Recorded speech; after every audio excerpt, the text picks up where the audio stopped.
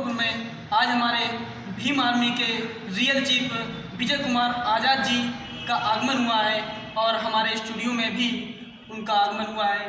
तो विजय कुमार बहुत बहुत धन्यवाद आपका, हमारे स्टूडियो में आपका स्वागत है। आपका आज स्टूडियो में आने का तहे दिल से बधाई देते हैं और हमारे पब्लिक और मीडिया को क्या संदेश देना चाहेंगे? पहले सबसे पहले मैं चैनल के सभी मीडिया कर्मियों को धन्यवाद दूंगा और उसके बाद मैं बहुजन समाज को धन्यवाद दूंगा कि आज वो सभी लोग हमारे विचारों को सुन रहे हैं और उन्होंने जो मुझसे प्रश्न पूछने थे उन प्रश्नों के जवाब पाने के लिए मीडिया का सहारा लिया और आज मैं सभी प्रश्नों के जवाब दूंगा ताकि उनको संतुष्ट किया जा सके। कानपुर देहात के दौरे आकस्मिक हुए आपके, उन पर आप क्या कहना चाहेंगे? देखिए, कानपुर देहात में हमारा जो आकस्मिक दौरा हुआ वो इसलिए हुआ कि कानपुर देहात में बहुजन समाज को मजबूती प्रदान करने के लिए एक आकस्मिक बैठक हुई जिसमें हमने पाया कि जिले का नेतृत्व करने वाला हमारा जिला अध्यक्ष सक्रिय रूप से कार्य नहीं कर पा रहा था। इसलिए जिले की कमान हमने जिले के लिए योग्य व्यक्ति, निडर, साहसी और ईमानदार व्यक्ति हमने चुना है जिसका नाम है रजनीश कुमार आज़ाद। क्या भीम आर्मी संगठन को आगे चुनाव में उतारेंगे? देखिए, भीम आर्मी को लेकर बहुजन समाज के मन में, मस्तिष्क में अनेकों प्रकार की भ्रांतियां आ रही हैं। भीम आर्मी भारत एकता मिशन एक पंजीकृत सामाजिक संगठन है जो कभी चुनाव नहीं लड़ता। रही बात 2022 की या 2022 हो या कोई और चुनाव हो, हम लोग कभी भी इस संगठन को राजनीतिक रूप नहीं देंगे और ना ही कभी चुनाव लड़ेंगे। आखिर आपका जो संगठन है, जैसा कि एससी समाज का कोई भी ये इस तरह के वस्त्र पहन लेता नीला तो बहुजन समाज पार्टी का व्यक्ति कहा जाता है, तो इसी तरह के आपका भी जो संगठन है वो सिर्फ एससी कैंडिडेटों के लिए बना है या एससी कास्ट के लिए बना है या सभी का बराबर रुख दे रहे हैं? देखिए, नीला गमछा पहनने का मतलब ये नहीं कि जातिगत रूप दर्शाना है। नीला रंग आकाश का होता है। जिस प्रकार आकाश निस्वार्थ भाव से हर जाति, हर धर्म, हर पशु पक्षी को समान छाया देता है, समान रूप से ढकता है, उसी प्रकार से नीला वस्त्र पहनकर हम समान रूप से हर जाति, हर धर्म के लोगों को समानता के आधार पर आगे बढ़ाना चाहते हैं और उनके साथ हो रहे अन्याय अत्याचार के खिलाफ आवाज़ उठाना चाहते हैं ताकि उनको हम हर प्रकार से मदद मुहैया करा सकें। भीम आर्मी की किन सिद्धांतों पर चलकर कार्य करना चाहेगा? देखिए, भीम आर्मी शिक्षा, स्वास्थ्य और रोजगार जो आज की ज़रूरत है, भीम आर्मी शिक्षा, स्वास्थ्य और रोजगार के क्षेत्र में लोगों को जागरूक करेगा। लोगों को शिक्षा के प्रति जागरूक करेंगे, हम लोग आकर्षित करेंगे और शिक्षा के महत्व को समझाएंगे, स्वास्थ्य की उपयोगिता क्या है और आज स्वास्थ्य को कैसे मजबूत बनाया जा सकता है, इसके विषय में हम लोगों को बताएंगे।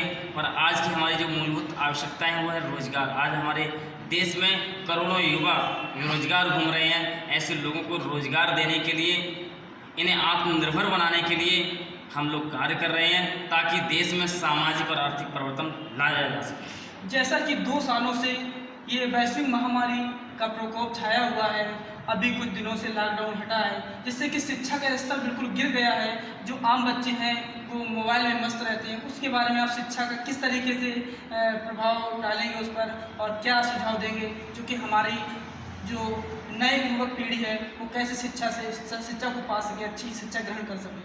देखिए, जो महामारी का दौर आया, महामारी के दौर में हमारे देश की शिक्षा की जो व्यवस्था है वो लगभग 20 साल के लिए डगमगा गई है।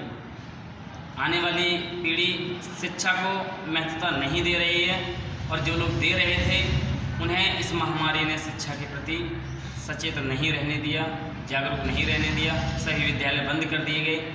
मैं ऐसी सिचुएशन में, ऐसी स्थिति में सरकार से मांग करता हूं कि प्रत्येक विद्यार्थी को सोशल डिस्टेंसिंग का पालन कराते हुए शिक्षा मुहैया कराई जाए ताकि हमारे देश में शिक्षा के प्रति लोगों को, शिक्षा के प्रति युवाओं को, शिक्षा के प्रति बच्चों को सही जानकारी दी जा सके, सही ज्ञान दिया जा सके ताकि देश शिक्षित हो सके। आजकल देखा जाए बहुजन समाज हर जगह पिछड़ा हुआ और शिक्षा का अभाव रहता है, तो उसके बारे में आप क्या कहना चाहेंगे कि हमारा बहुजन समाज कैसे उत्थान की ओर चले?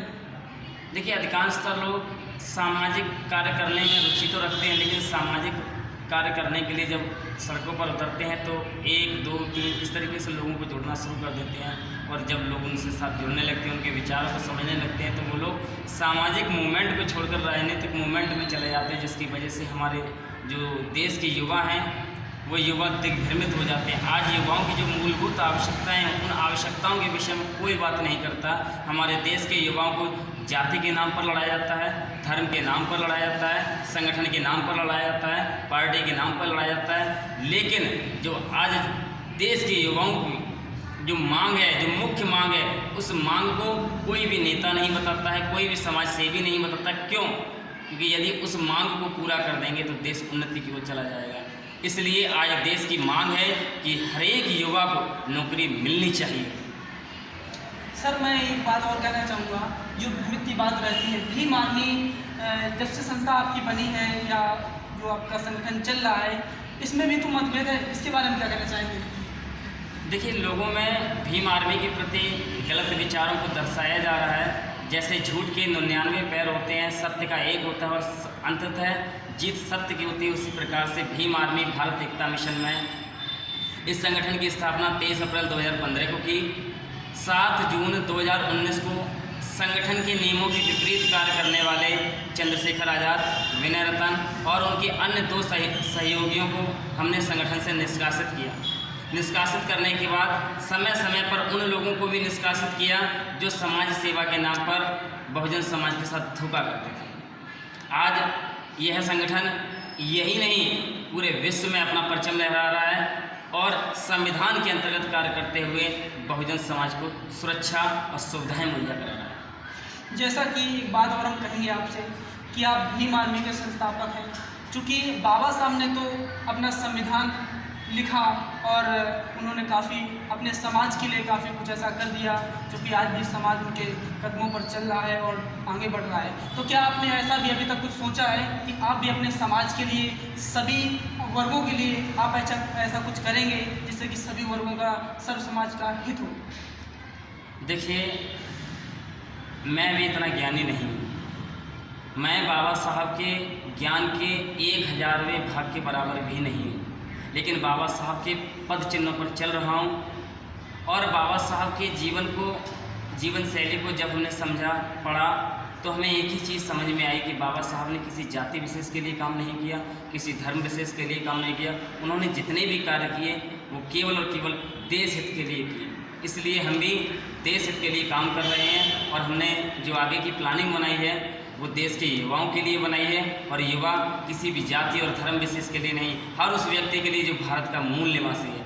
मैं प्रत्येक मूल निवासी को अच्छी शिक्षा के क्षेत्र में व्यवस्थाएं उपलब्ध कराने का काम कर रहा हूं। और आने वाले समय में भीम आर्मी अपनी यूनिवर्सिटी बनाएगी, अपना एक खुद का निजी बोर्ड बनाएगी, ताकि बहुजन समाज के लोगों को फ्री में पढ़ाया जा सके और बेहतर शिक्षा दी जा सके।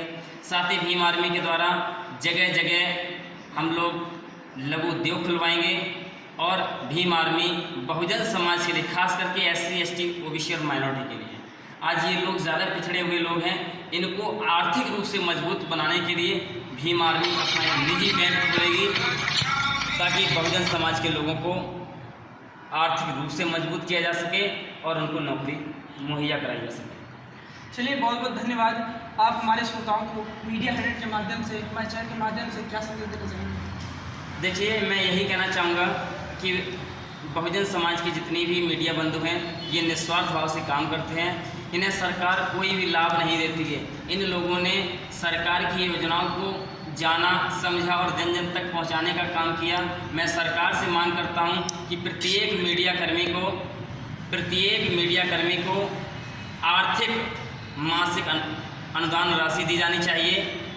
और मैं मीडिया कर्मियों से भी कहूँगा कि आप लोग बहुजन समाज की हर आवाज़ को जन जन तक पहुँचाएँ और उनकी आवाज़ को बुलंद करें, ताकि बहुजन समाज जागरूक हो सके। इसके लिए मैं सभी मीडिया बंधुओं को हृदय की गहराइयों से जय भीम कहता हूँ। किस पार्टी से सपोर्ट